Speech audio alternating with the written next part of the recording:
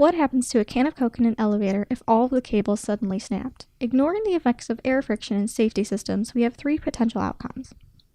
The can of Coke goes flying into the ceiling at the moment the cables snap. The can of Coke hovers in the middle of the elevator as if weightless. And lastly, the can stays on the ground for the entirety of the trip until the elevator reaches its final destination.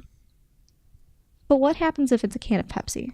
Well, no one would care because Pepsi sucks, and the doors are closed, so no one's looking at it. Therefore, Schrodinger's Pepsi exists in all states at once, which is stupid, so we won't discuss it further. Now back to the can of Coke with an uncertain fate.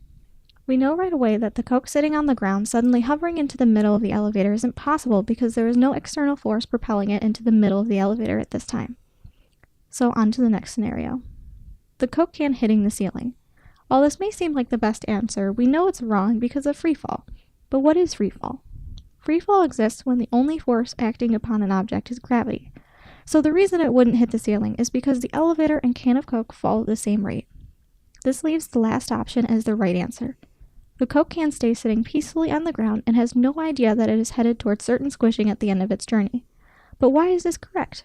Because of freefall, the two objects, the elevator and the can, are falling at the same rate, causing the can to stay where it was originally placed on the floor of the elevator.